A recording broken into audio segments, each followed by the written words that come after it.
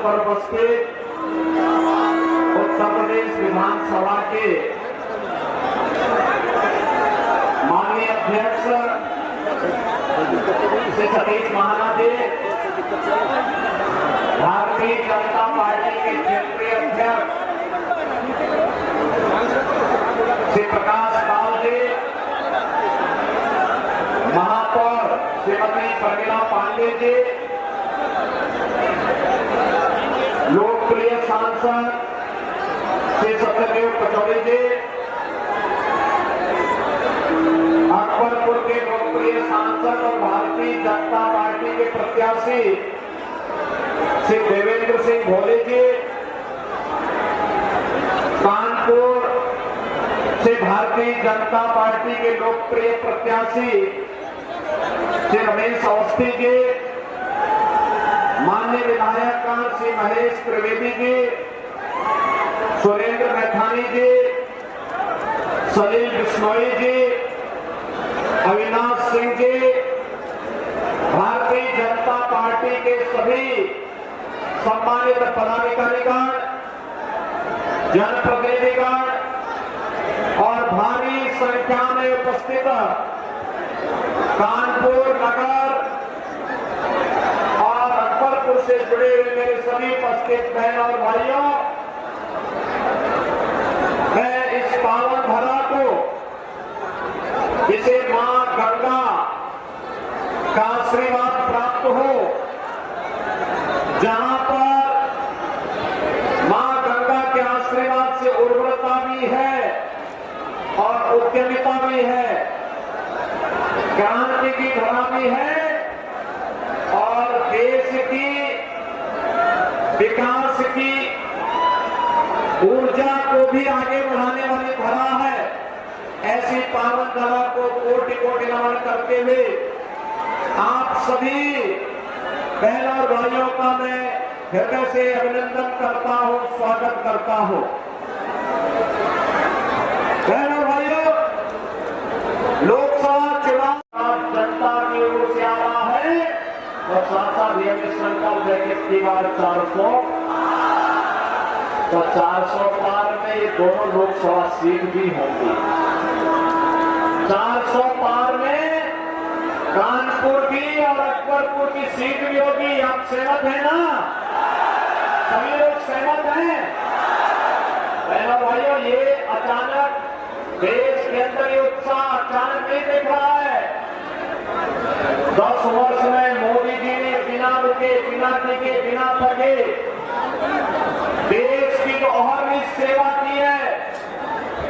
आज उसका परिणाम हम सबके सामने है।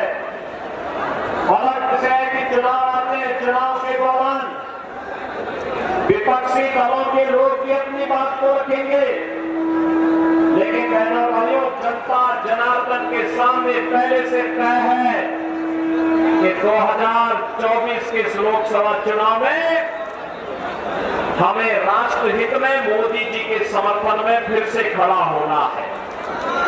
बहनों भाइयों, कोई कंफ्यूजन नहीं, कोई संदेह नहीं, किसी प्रकार का कोई संदेह नहीं बचा है।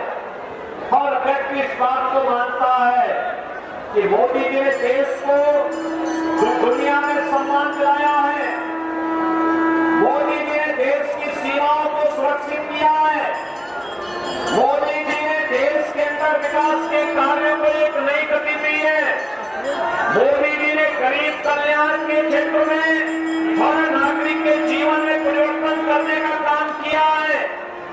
लेकिन कांग्रेस के नेतृत्व में जो इंडी गठबंधन है, बहनों भाइयों, इंडी गठबंधन अपनी नकारात्मक राजनीति के कारण लगातार अपनी विश्वसनीयता को खो रहा है। कांग्रेस हो या सपा, इन दोनों की नकारात्मक राजनीति है।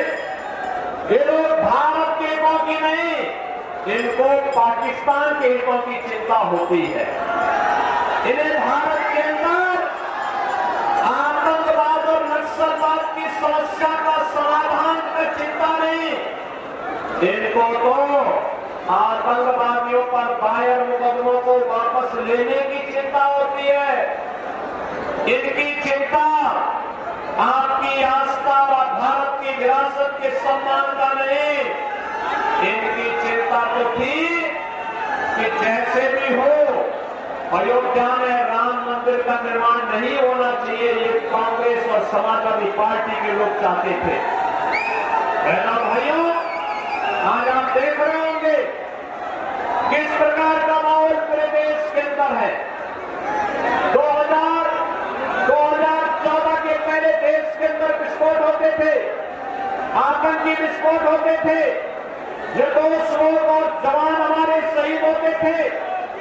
2014 के बाद कई आतंकी विस्फोट सुना आपने, हो भी नहीं सकता, क्योंकि आतंकवाद की नाभि पर प्रहार मोदी जी के नेतृत्व में भारतीय जनता पार्टी की सरकार ने किया है। आज आतंकवाद नहीं, नक्सलवाद नहीं, बल्कि अगर कहीं जोर से पटाखा भी पड़ जाए ना तो पाकिस्तान सबसे पहले सफाई देता है कि नहीं मेरा हाथ नहीं है, क्योंकि पाकिस्तान को मालूम है कि अगर देर कर दी तो कहीं लेने के देने न पड़ जाए। ये नया भारत है, छेड़ता नहीं है, लेकिन कोई छेड़ता है तो इस नए भारत की स्टार्टअप का एहसास दुनिया कर रही है।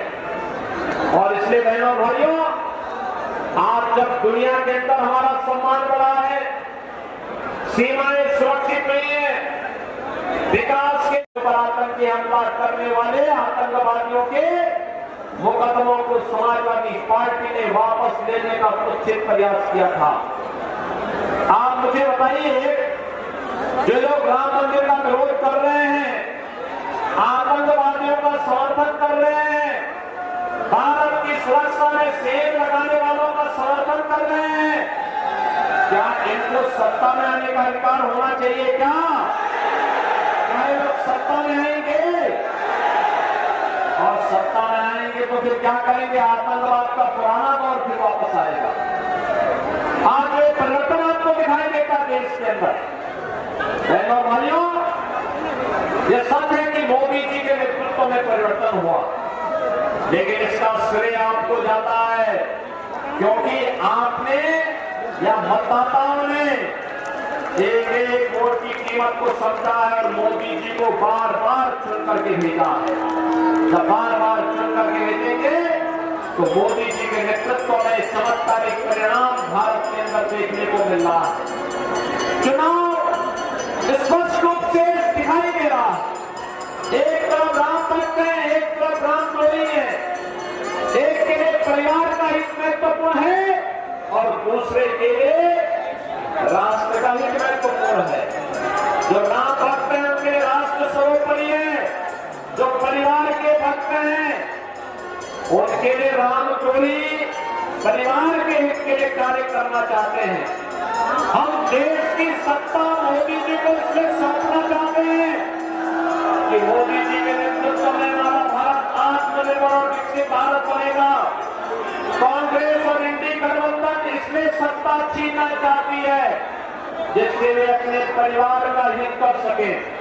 और इसलिए बहनों भाइयों, राष्ट्रहित और परिवार के हित में होने वाले इस चुनाव में, राम भक्त और रामद्रोहियों के बीच में होने वाले इस चुनाव में, आतंकवाद के खिलाफ शक्ति की कार्रवाई और आतंकवाद के प्रति सौम्य भाव रखने वाले लोगों के बीच में चुनाव इसलिए महत्वपूर्ण हो जाता है कि अगर हमें सुरक्षित और समृद्ध भारत चाहिए तो मोदी जी को तीसरा कार्य आवश्यक है।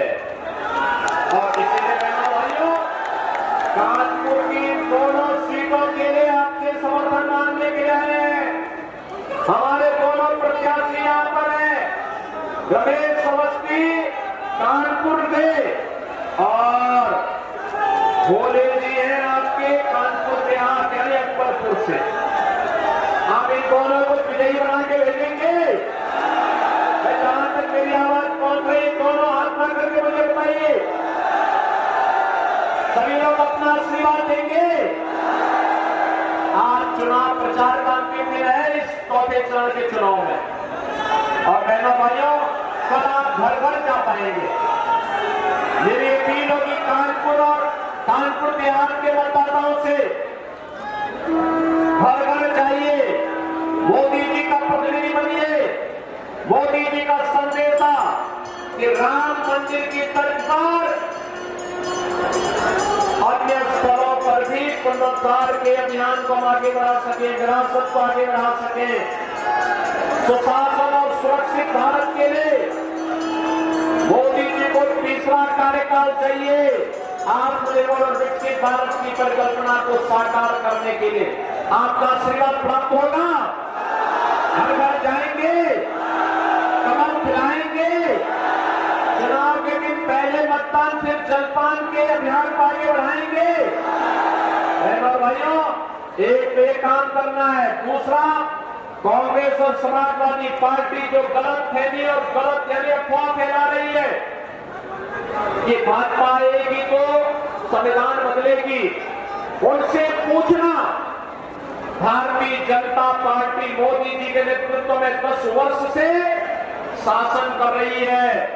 मोदी जी ने बाबा साहब भीमराव अम्बेडकर के पंचतीर्थ बनाए कि नहीं बनाए? बाबा साहब भीमराव अम्बेडकर के प्रति सर्वोच्च सम्मान का भाव भी व्यक्त किया। और यही नहीं, कांग्रेस को जब भी अवसर मिला उसने बाबा साहब भीमराव अम्बेडकर का अपमान किया। कांग्रेस ने सबसे पहला संविधान में संशोधन किया था अभिव्यक्ति की स्वतंत्रता को रौंद करके। ये कांग्रेस के द्वारा किए गए साक्ष्य। कांग्रेस लगातार बाबा साहब भीमराव अम्बेडकर के द्वारा बनाए गए संविधान के साथ खिलवाड़ करती रही है। और आज इसीलिए मैं आपके पास आया कहने के लिए, कांग्रेस का मैनिफेस्टो आप देख लीजिए, यूपीए सरकार के समय के कारनामों को देख लीजिए। इन्होंने ओबीसी और अनुसूचित जाति के अधिकारों में सेब लगाने का कुछ प्रयास किया था। रंगनाथ मिश्रा कमेटी और जस्टिस राजेंद्र सज्जन के नेतृत्व में बनाई गई कमेटी इस बात का उदाहरण है। बहनों भाइयों, कांग्रेस को